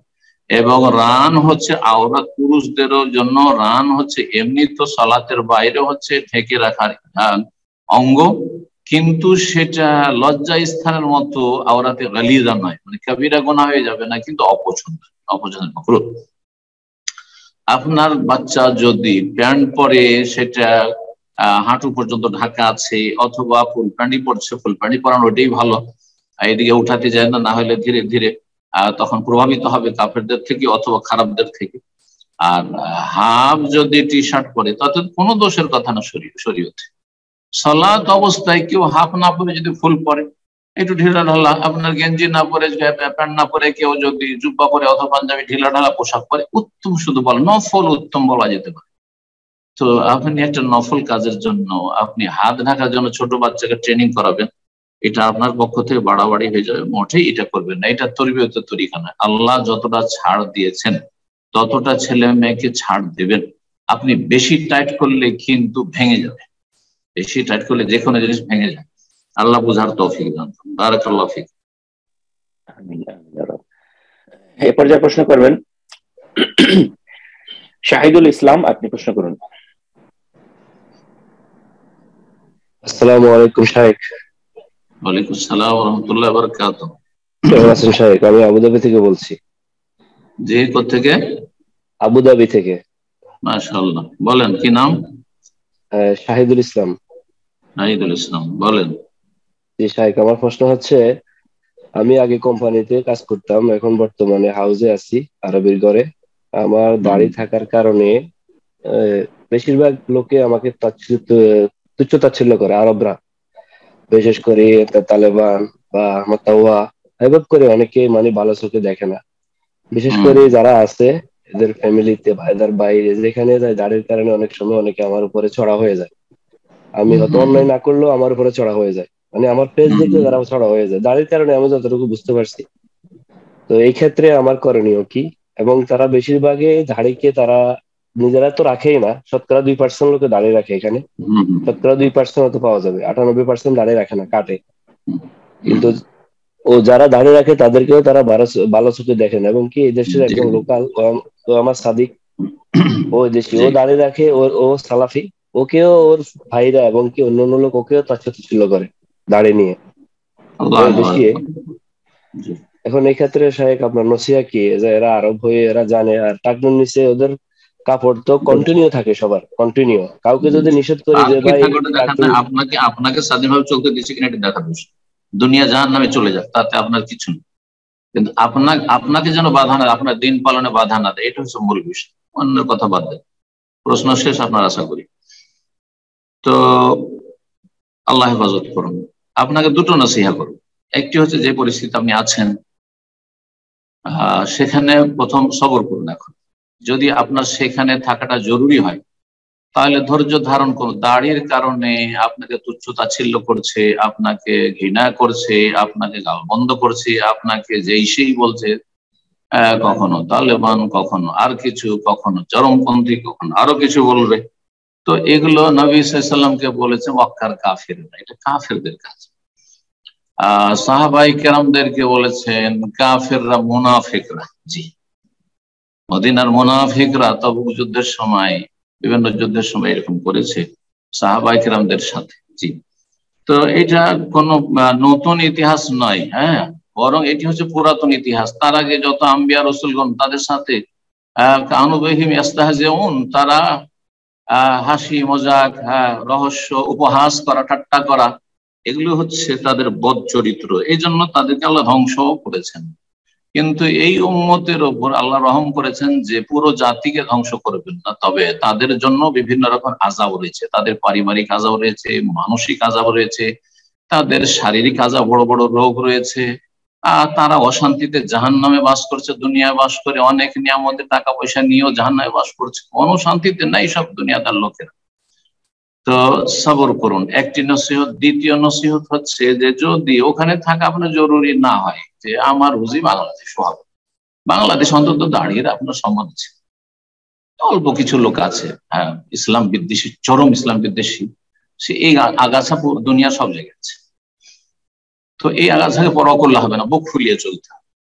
তো আপনি আপনার দেশে চলে যান, যেখানে আপনাকে লোকেরা চেনে আর দাঁড়িয়ে একটা ইজ্জত আছে, সম্মান আছে, সেখানে থাকবেন আপনি, আল্লাহ রুজিতে বরকত দান করবেন। এটা দ্বিতীয় উপদেশ। তৃতীয় যে বিষয়টি বলবো, শোনেন, দাড়ির ব্যাপারে কেউ যদি দাড়ি না রাখে তো গুনাহগার, আর গুনাহগারকে শরীয়তের ভাষায় ফাসিক বলা, কিন্তু তারা মুসলিম ভাই।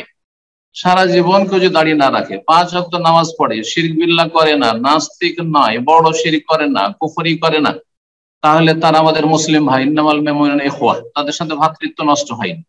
কিন্তু দাড়ি বিদ্বেষী, দাড়িকে দেখতেই পারে না অথচ মুসলিমের সন্তান, তারা জন্মগত কাফের নয়, বরং তারা মুসলিমের সন্তান। দাড়ি বরদাস্ত করতে পারে, দাড়িওয়ালাকে দেখতে পারে না, টাকনার উপরে কাপড় থাকলে দেখতে পারে না, তাদেরকে গালমন্দ করে, তাদের ঘৃণা করে, এটা ঈমান ভঙ্গকারী বিষয়, ঈমান ভঙ্গকারী বিষয়। সুতরাং তারা মুসলিম থাকবে না। যারা দাড়িকে ঘৃণা করে, দাড়িওয়ালাকে ঘৃণা করে, ধার্মিক লোকদেরকে ঘৃণা করে, কোরআন সুন্নাহর অনুসরণকারীদেরকে ঘৃণা করে, এটি ঈমান ভঙ্গকারী বিষয়। তাদের ঈমান ইসলাম টিকবে না, যতই 5 ওয়াক্ত নামাজি হোক না কেন। অনেকে 5 ওয়াক্ত নামাজি আছে কিন্তু দাড়ির দুশমন, টাকনার নিচে কাপড় রাখে আর টাকনার উপরে আপনার থাকে, তো আপনাকে কটাক্ষ করবে অথবা দেখতে পারেন না, তাহলে জানবেন যে তাদের ঈমান নেই, ইসলাম ঈমান ভঙ্গ করেছে, তারা ইসলাম থেকে বহিষ্কৃত হয়েছে। কোনো বাড়াবাড়ি ছাড়াই বলছি, মশলাটি ভালো করে জেনে রাখুন। দাঁড়িয়ে না রাখতে পারেন, ভালো কথা, মুসলিমদেরকে বলছি, হ্যাঁ ভালো কথা, মানে এই দিক দিয়ে ভালো কথা যে আপনি অন্তত মুসলিম আছেন, আপনি ফাসিক মুসলিম। কিন্তু দাড়িকে যদি ঘৃণা করেন, দাড়িওয়ালাকে ঘৃণা করেন, তাহলে আপনি মুসলিম না। আল্লাহ বুঝার তৌফিক দান করুন। জি আমিন। এরপর যা প্রশ্ন করবেন আজাদ হোসেন, আপনি প্রশ্ন করুন। আসসালামু আলাইকুম ওয়া রাহমাতুল্লাহি ওয়া বারাকাতুহু। ওয়া আলাইকুম আসসালাম ওয়া রাহমাতুল্লাহি ওয়া বারাকাতুহু। সম্মানিত শেখ সাজ্জাদ, দুবাই সাজ্জাদ থেকে বলছিলাম, আজাদ হোসেন। মাশাআল্লাহ, বলেন। জি শেখ, আমার প্রশ্ন হচ্ছে আরফাত সিয়াম নিয়ে। যে আমরা তো আরফাত দিন হাজী সাহেবরা যখন আরফাতে থাকবে ওই দিন সিয়াম রাখি, কিন্তু বাংলাদেশে এই বিষয় নিয়ে একটু এই বিষয় নিয়ে আপনার মনে করি এই বিষয়ে প্রতি বছর জিজ্ঞাসা করে লাভ নেই, অলরেডি আমাদের আলোচনা আছে এই বিষয়ে। ওলামাদের দুটো মত আছে। একদল বলছে যে নিজ নিজ দেশ হিসাবে আরফা রোজা রাখবেন, ওইটাতেই যদি আপনার মনে শান্তি লাগে ওইটা আমল করবেন, কথা বোঝা গেছে, কারোর সাথে ঝগড়া তর্ক করতে যাও। আর যদি আপনার মনে শান্তি না হয়, আর এই সব তো জানছি, আমরা সোশ্যাল মিডিয়ায় দেখতে পাচ্ছি, টিভিতে দেখতে পাচ্ছি যে ইয়াউমে আরাফা, আরাফার দিন, আরাফার দিন মানে আরাফাতে হাজী সাহেবরা আছেন। এক সময় দেখতে পেতাম না, জানতে পারতাম না, আমরা ছোট কালে জানতাম। আজকে থেকে 30 বছর আগে আমরা খবর, সৌদি আরব এসেছি 35 বছর আগে, তার আগ পর্যন্ত জানতেই পারতাম না যে কোন দিন আরাফা হচ্ছে না হচ্ছে। হাজী সাহেবেরা হজ করে আসতো, তারপরে তাদের মুখে জানতাম যে অমুক দিন আরাফা গেছে। তাহলে আমাদের দেশের সাথে একদিনের পার্থক্য থাকে, কখনো 2 দিনের পার্থক্য ঈদে, জানতে পারতাম না তখন। ঠিক সে আরাফা মানে নয়, এটা ধরতাম। কিন্তু এই আরাফা মানে এখন স্থানকে কেন্দ্র করে ধরবো, এটা আমার কাছে প্রাধান্যযোগ্য। আর এতে আমার মনের তৃপ্তি আছে, শান্তি আছে। আমার ফতোয়া আমার জন্য, আমি আরাফার দিনে যেই দিন হাজী সাহেবের আরাফাতের সেই দিন রোজা রাখি, কথা বোঝা গেছে।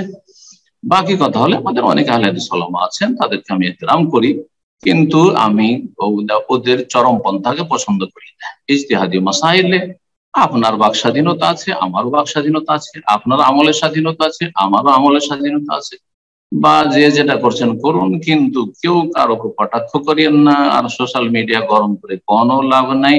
ওয়ালা ইয়াজালুনা মুখতালিফিনা ইল্লা মান রাহিমা রাব্বুক, মানুষের ইখতিলাফ থাকবে। আর ইখতিলাফের ক্ষেত্রে যেটাতে যদি দেখেন যে 2 দিকে দলিল আমাকে 19-20 লাগছে, তাহলে কোন একটা আমল করেন, যেটাতে আপনার মনের তৃপ্তি হচ্ছে সেটার আমল করুন। আল্লাহ বোঝার আমলে তৌফিক দান করুন। জি, আমিন। এই পর্যায়ে প্রশ্ন করবেন আক্তার স্বর্ণা, আপনি প্রশ্ন করুন।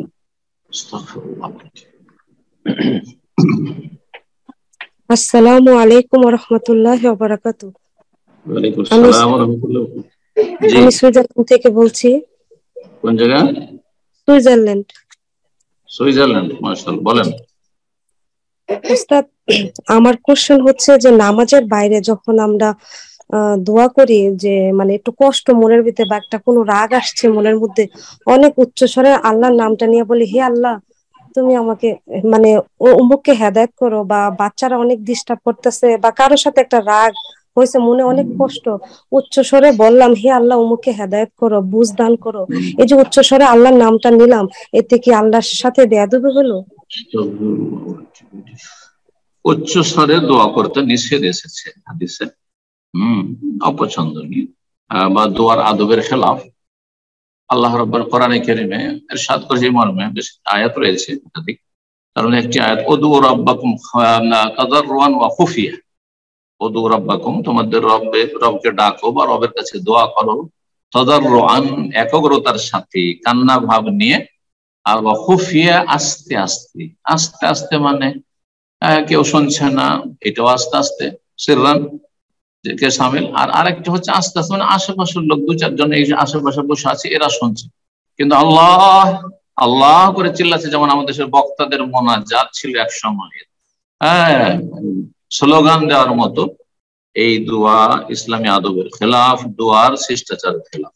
সুতরাং চিৎকার করে আল্লাহ তুমি আমার ছেলেকে হেদায়েত করো না, এটা আদবের খেলাফ করবেন না। আল্লাহ তুমি আমার ছেলেকে হেদায়েত করো, আল্লাহ আমার ছেলেকে তুমি ভালো মানুষ বানিয়ে, আল্লাহ আমার ছেলেকে তুমি পাক্কা দিনদার, পরেজগার, আখিরাতমুখী করে, ইত্যাদি। আল্লাহ আমাদের গুনাহ খাতা মাফ কর, আমাদের পাপের কারণে হয়তো এগুলো হচ্ছে। এইভাবে আস্তে ধীরে দোয়া করবেন। নবী সাল্লাল্লাহু আলাইহি ওয়াসাল্লাম বলেছেন, ইন্নাকুম লা তাদউনা আসাম্মা ওয়ালা গায়বা, তোমরা এমন সত্তাকে ডাকছো না যিনি আসাম মানে বধির, বইরা শোনেন না, যে চিৎকার করে বলতে হবে। বলা গায়বার, তিনি অনুপস্থিত, গায়েব না, অনেক দূরে আছে, সেই জন্য ডাক দিতে হবে চিৎকার করে।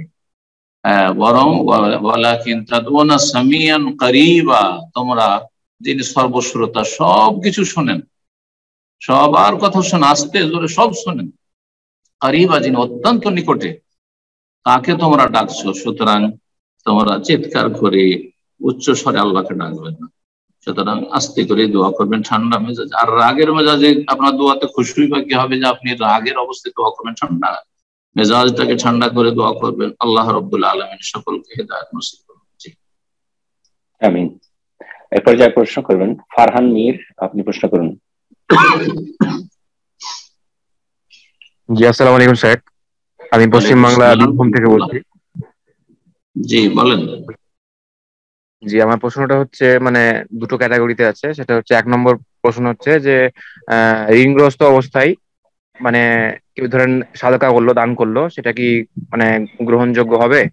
আর সেকেন্ড নম্বর হচ্ছে যে ধরেন কোনো ইলম অন্বেষণ করছি কিংবা স্টাডি করছি, তো স্টাডি করার ক্ষেত্রে কতক্ষণ স্টাডি করা উচিত বা এই বিষয়গুলো একটু বললে নসিহত করে ভালো হতো, যে স্টাডি করতে বাস হবে বাস। মানুষকে। জি জি, প্রশ্ন একটা, ওইভাবে প্রশ্ন হয়নি, মানে তো মনে থাকবে না আগে। ঋণগ্রস্ত ব্যক্তি কি দান সাদকা করতে পারবে? ঋণগ্রস্ত ব্যক্তি দুই ভাগে বিভক্ত। এক শ্রেণীর ঋণগ্রস্ত দান করতে পারবে, আর এক শ্রেণীর ঋণগ্রস্ত ব্যক্তি দান করতে পারবে না। এখান থেকে আরো জানেন, ঋণগ্রস্ত ব্যক্তি হজ উমরা করতে পারবে কিনা, ঋণগ্রস্ত ব্যক্তি কোরবানি করতে পারবে কিনা, ঋণগ্রস্ত ব্যক্তি আকিকা করতে পারবে না। এক শ্রেণীর ঋণগ্রস্ত পারবে, আর এক শ্রেণী পারবে না। যদি ঋণ যার কাছে নিয়েছেন আর তার সাথে সময় যে নির্ধারণ করা আছে, এত সময়ের মধ্যে দিয়ে দেব, হাল্লাল আজাল, সময় হয়ে গেছে দেওয়ার, তাহলে তখন দান সাদকা করা চলবে না আপনার জন্য, হজ করা চলবে না, উমরা করা চলবে না, কুরবানি করা চলবে না, আপনার আকিকা দেওয়া চলবে না। আগে ঋণ পরিশোধ করেন, কারণ ঋণ পরিশোধের সময় চলে এসছে, হয়ে গেছে।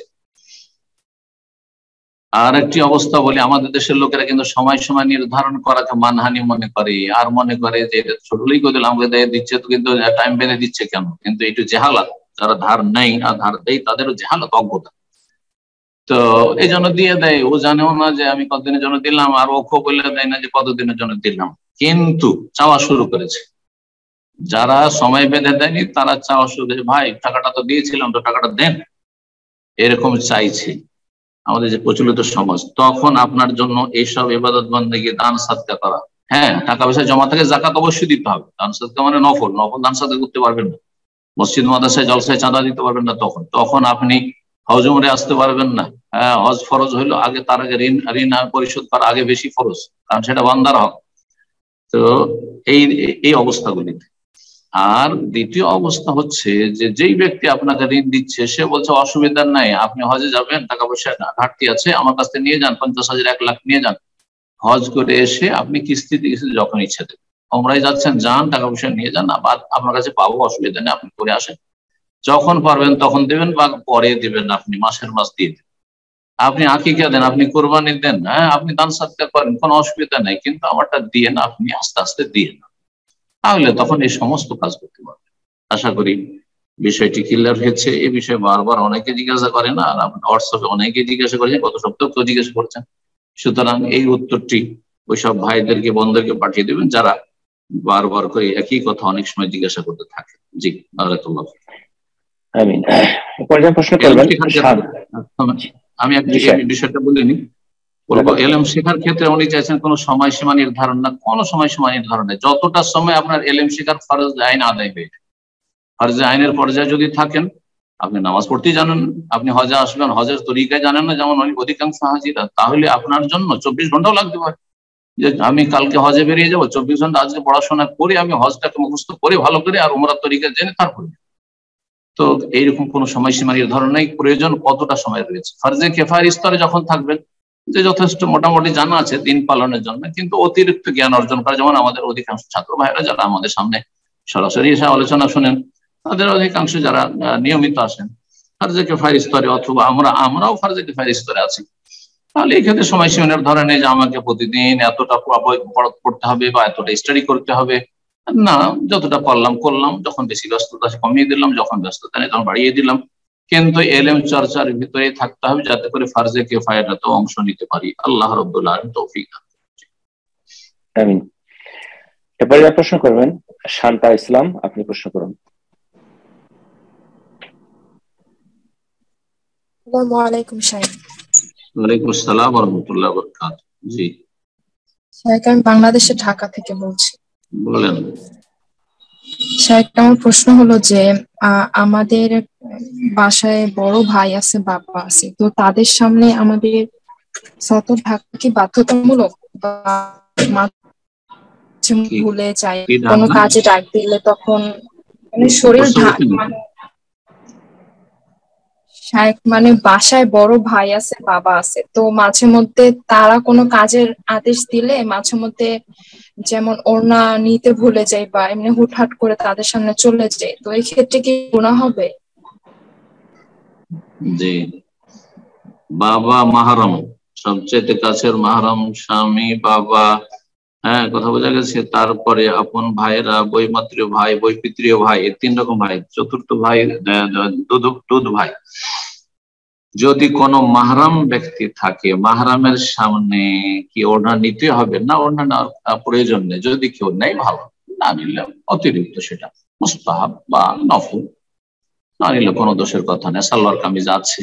হ্যাঁ, তবে মাহরামের সামনে ঢাকা থাকতে হবে কতটা স্বাভাবিক, যেটা সমাজের স্বাভাবিক ঢাকা থাকার প্রথা রয়েছে বা প্রয়োজন রয়েছে। যেমন বক্ষ ঢাকা থাকতে হবে, পিঠ ঢাকা থাকতে হবে। এমন নয় যে মানুষের আপনার পেট পিঠ খোলা আছে বা সামনের দিক খোলা আছে, এমনটা না হয়। অপর ভাগ হলেও আপনার গলা পর্যন্ত এদিক খোলা আছে, কোনো অসুবিধা নাই। চুল খোলা আছে, অসুবিধা নেই। ওড়না নাই কিন্তু আপনার কামিজ আছে অথবা ম্যাক্সি আছে, অসুবিধা নেই। এক কথা পোশাক আছে শরীর ওপর ভাগে, আর তারপরে নিচের দিকে সালোয়ার কামিজ আছে। হ্যাঁ, রান খোলা চলবে না। আপনি বাবার সামনে, আপনি ভাইয়ের সামনে রান খোলা থাকবেন, হাফ প্যান্ট পরে থাকবেন, এটা জায়েজ নাই। কিন্তু মাথায় আর চুল ঢাকার না, মোটেই না। বাপ মায়ের সামনে, ভাইয়ের সামনে চুল ঢাকার কোনো প্রয়োজন নেই, চেহারা ঢাকা তো নেই। এমনকি ওড়না নেওয়ারও কোনো প্রয়োজন নাই। আমাদের সমাজে অনেকটা শালীনতা আছে আলহামদুলিল্লাহ, ধার্মিকদের মাঝে। মনে করে যে আপনার সালোয়ার কামিজ পরার পরেও মনে করে যে না, বুকের উপরে একটা ওড়না দিতে হবে, একটু ঢিলা ঢালা যাতে হয়ে থাকে বাপ মায়ের সামনে, বাপের সামনে বা ভাইয়ের সামনে। না, এটা আসলে শরীয়তি বিষয় না। এটা আমাদের দেশের ভালো একটা ট্র্যাডিশন বলা যেতে পারে, এটা শরীয়তি বিষয় না। আরব দেশে নেই, কিন্তু আরব দেশে নেই, মহিলার সামনে ওড়না পরে না সাধারণত আরবরা।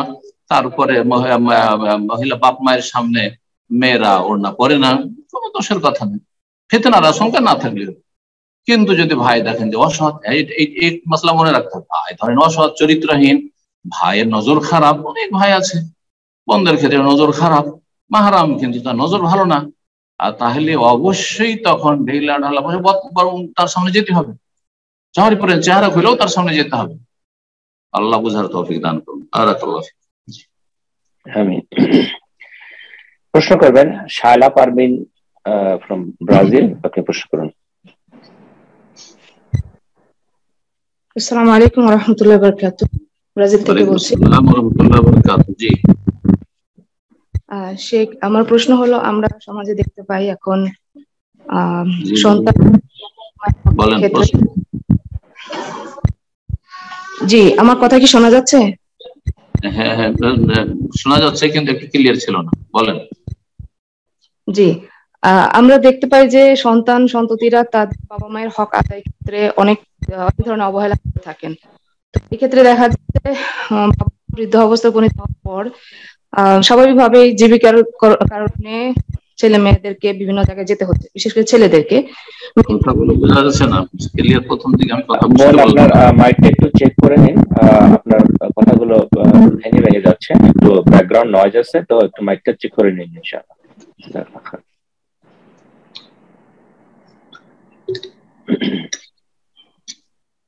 জি, একটু বলেন, ক্লিয়ার বলেন। আল্লাহ তৌফিক। শায়লা পারভিন, আপনার ফোনটা আবার আনমিউট করে নিন, প্রশ্ন করুন। জি, আমাকে কি শোনা যাচ্ছে? হ্যাঁ শোনা যাচ্ছে, কিন্তু আপনার কথা ভিতরে মাঝখানে গেছে। এখন ঠিক আছে, চলেন বলেন, চেষ্টা করছি আমাদের। জি, আমার প্রশ্ন হলো, আমরা বাবা মায়ের হকটা কিভাবে আদায় করব যখন তারা বৃদ্ধ? বাবা মায়ের হকটা মেয়েরা কি করে আদায় করবে, এটাই বিশেষ করে ছেলেরা, কারণ জীবিকার কারণে তাদেরকে বাড়ি থেকে বাহিরে যেতে হচ্ছে, অনেক সময় দেশের বাহিরে যেতে যাচ্ছে, তো তারা সেবা করতে পারছে না, তারা কিভাবে? আচ্ছা আচ্ছা, মাশাআল্লাহ, ঠিক আছে, খুব ভালো প্রশ্ন। আমি যা প্রশ্ন থেকে বুঝলাম, যদি বুঝতে কোনো ত্রুটি হয় তাহলে একদম ভাই আপনি বলে দেবেন কিছু। হ্যাঁ, সেটা হচ্ছে যে আমরা ছেলেদের ক্ষেত্রে, মেয়েদের ক্ষেত্রে বলেন, না হলে একটু ভিন্ন কথা বলতে হইতো। ছেলেরা বাবা মায়ের হক কি করে আদায় করব, অথচ আমাদেরকে রুজি রোজগারের জন্য চাকরি বাকরি ইত্যাদি কর্মস্থলে দূরে থাকতে হচ্ছে, বাপ মা থেকে অনেক সময় অন্য দেশে থাকতে হচ্ছে।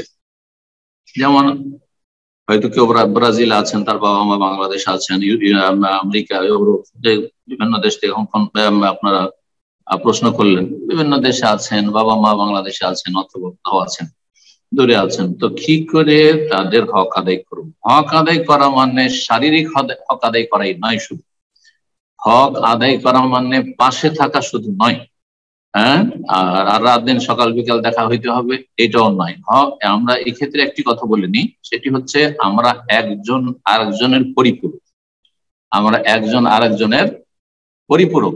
সুতরাং যদি দুই ভাই থাকেন, এক ভাই বিদেশে আছেন কিসের জন্য? সে আর্থিক দিক থেকে সাপোর্ট দেওয়ার জন্য, যে বাবা মায়ের অথবা সংসারের কোনো অভাব না হয় আর আমারও নিজের অভাব না হয়, পরিবারটাকে একটু সচ্ছল ভাবে চালাতে পারি, সেজন্য বিদেশে এক দু ভাই চার ভাই হয়তো আছেন। কিন্তু এক ভাই অলরেডি বাড়িতে আছেন, যিনি আর্থিক দিক থেকে বেশি কিছু সাপোর্ট দিতে পারছেন না, কিন্তু তিনি শারীরিক ভাবে পাশে থেকে পরিচর্যা করে হাসপাতালে নিতে হবে, তো এখানে যেতে হবে, সেখানে যেতে হবে, অথবা সকাল বিকাল তাদের খোঁজ খবর নিতে হবে ইত্যাদি, তার জন্য পাশে থাকতে পারছেন। তো এইভাবে একজন আর একজনের পরিপূরক হচ্ছে, আশা করি হক আদায় হয়ে যাচ্ছে।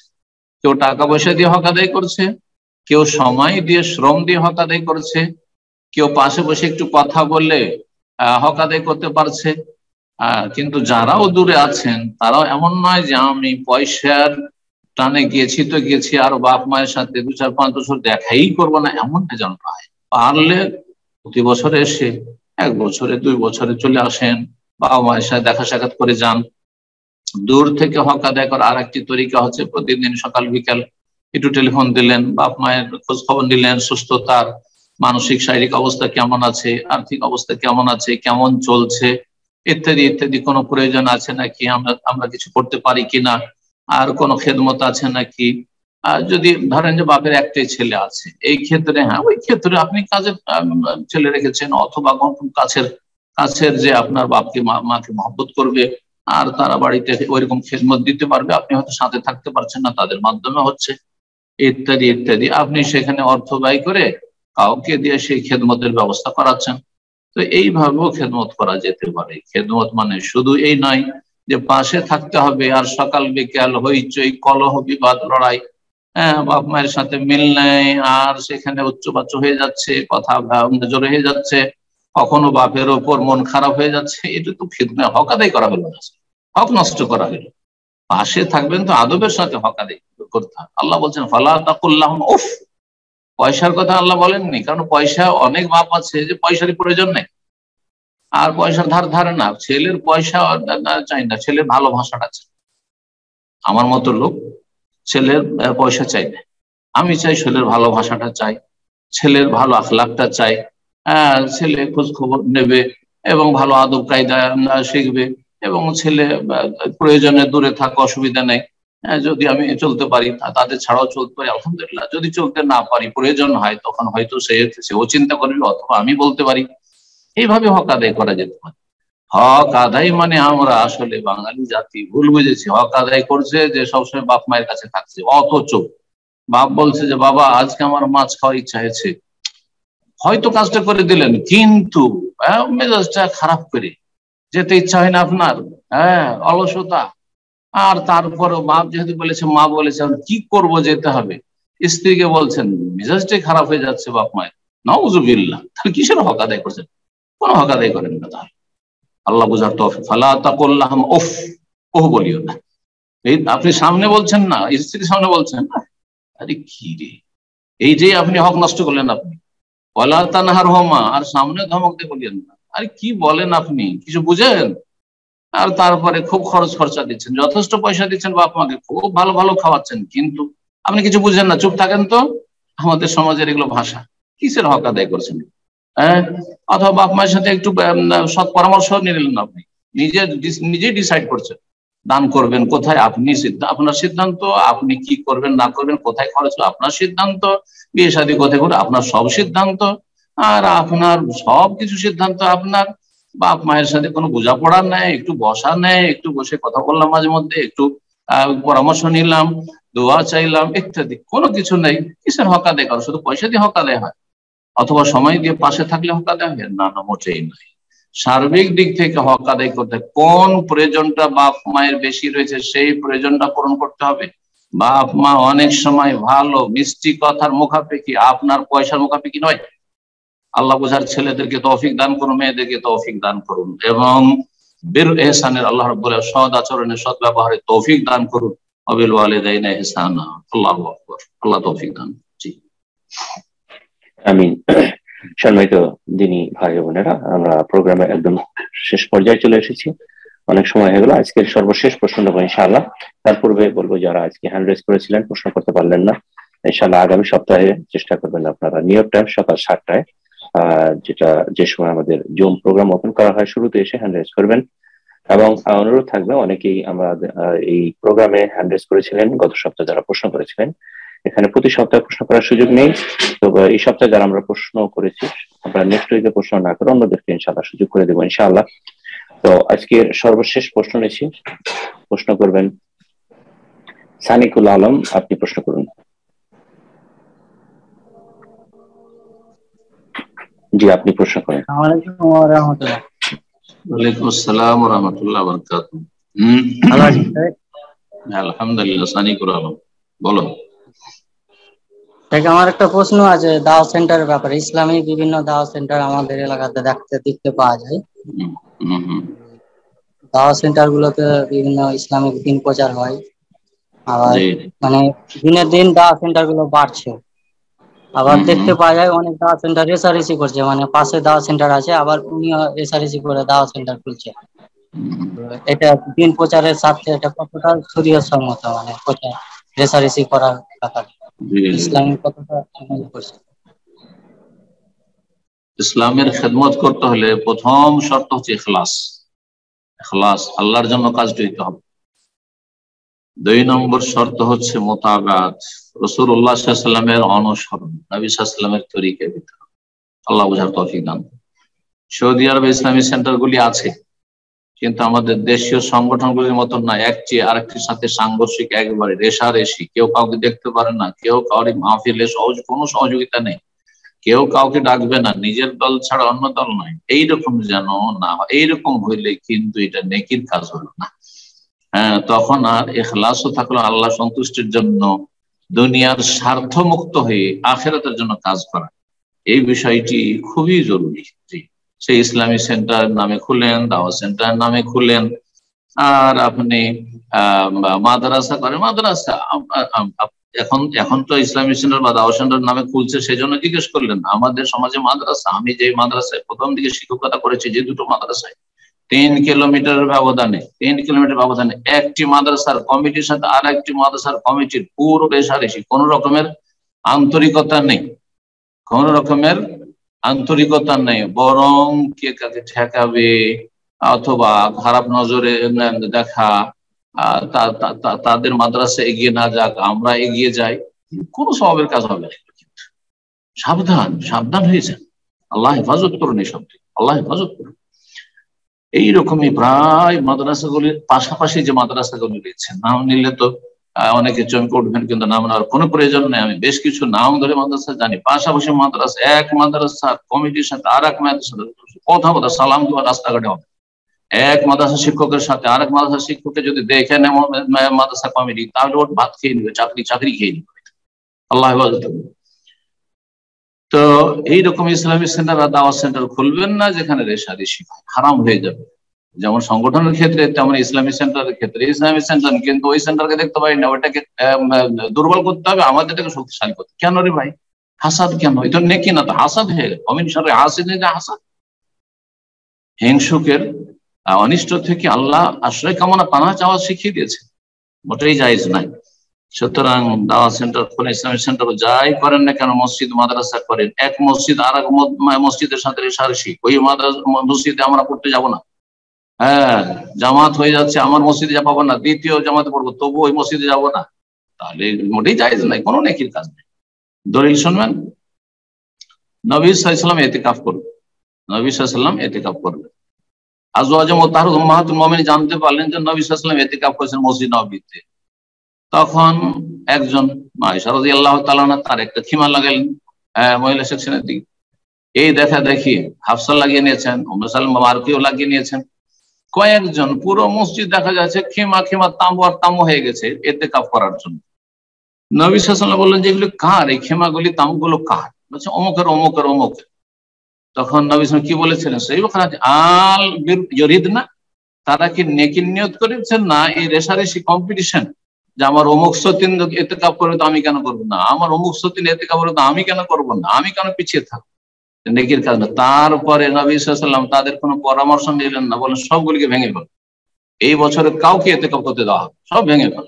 সুবহানাল্লাহ, চিন্তা করুন, আপনি ফিট করুন বিষয়টি। একটি কথা এখানে বলবো যে ভারতে যদি আপনারা ইসলামিক সেন্টার, ইসলামিক খেদমতের জন্য করেন, তো দাওয়া সেন্টার নামটি না ব্যবহার করেন, ইসলামিক সেন্টার নামটি ব্যবহার করুন, যেটা অনেকে জানেন না, যার ফলে এরকম কাজ করছেন। ইসলামিক সেন্টার করেন, কালচারাল সেন্টার করেন, আর কিছু করেন, নাম রাখেন, কিন্তু দাওয়া সেন্টার শব্দটি না ব্যবহার করে ভালো। এতে হিকমত রয়েছে, আল্লাহ রাব্বুল বুঝার এবং আমলের তৌফিক দান করেন, সমস্ত অনিষ্ট থেকে আল্লাহ বাঁচিয়ে রাখেন, হিংসা থেকে বাঁচিয়ে রাখেন, ইখলাসের সাথে কাজ করার তৌফিক দান করেন। আল্লাহ রাব্বুল আলামিন তার সন্তুষ্টির জন্য নবী সাল্লাল্লাহু আলাইহি ওয়াসাল্লামের তরিকায় আমাদের কাজ করে যাওয়ার তৌফিক দান করেন। আল্লাহ রাব্বুল আলামিনের কাছে দোয়া করি আল্লাহ রাব্বুল আমাদের গুনাহ খাতা মাফ করেন। ভাই যদি প্রশ্ন কিছু থাকে তো ঠিক আছে, আর না হলে আমি এখানেই শেষ করে দিই নাকি? জি শেখ, প্রশ্ন তো অনেক আছে, এটা আসলে কভার করা সম্ভব না আজকে, মনে হয় শেষ করে দেন। আচ্ছা ঠিক আছে, জাযাকাল্লাহ খাইর শেখ, বারাকাল্লাহু ফিকুম। আরো দোয়া করি আমাদের যেসব ভাইরা পরিচালনা করছেন আমাদের জুমের প্রোগ্রাম, এত সুন্দর প্রোগ্রাম, মাশাআল্লাহ। তবে আজকে তো পৃথিবীর অনেক দেশ থেকে আমাদের ভাই বোনরা জিজ্ঞেস করলেন, আর খুব গুরুত্বপূর্ণ প্রশ্নগুলি ছিল, সুতরাং এই প্রশ্নগুলিকে আপনারা নিজেরা শুনবেন প্রশ্নের উত্তরগুলি, এবং অন্যান্য ভাই বোনদের কাছে পৌঁছাবার চেষ্টা করবো। ফালিয়াবাল্লিগু শাহিদুল গায়ব, যারা আজকে উপস্থিত রয়েছেন, তারা যারা অনুপস্থিত রয়েছে তাদের কাছে পৌঁছে দেওয়ার চেষ্টা করবেন।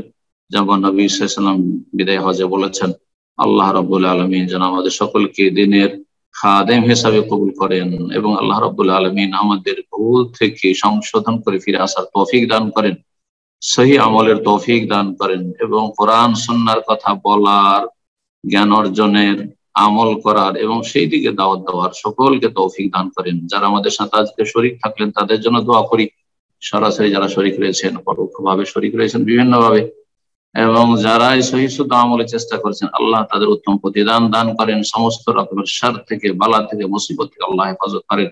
হাজী সাহেব যারা এসেছেন আর যারা আসবেন সকলের আল্লাহ হেফাজত করেন। আল্লাহ রাব্বুল আলামিন যেন সৌদি আরবের যে হুকুমত রয়েছে, সরকার রয়েছে, তাদেরকে আল্লাহ জাযায়ে খায়র দান করেন, তাদের নেক আমল কবুল করেন, এবং সমস্ত অনিষ্টকারীর অনিষ্ট থেকে আল্লাহ রাব্বুল আলামিন এই দেশকে এবং হারমানি শরীফেনকে আর সমস্ত কিছুকে আল্লাহ রাব্বুল আলামিন যেন হেফাজতে রাখেন, এবং সুষ্ঠুভাবে আল্লাহ রাব্বুল আলামিন যেন হাজী সাহেবদের হজকে সম্পাদন করার, আঞ্জাম দেওয়ার তৌফিক দান করেন। সাল্লাল্লাহু আলাইহি ওয়া সাল্লাম আলা নবিয়ানা মুহাম্মদ ওয়া আলা আলিহি ওয়া সাহবিহি আজমাইন।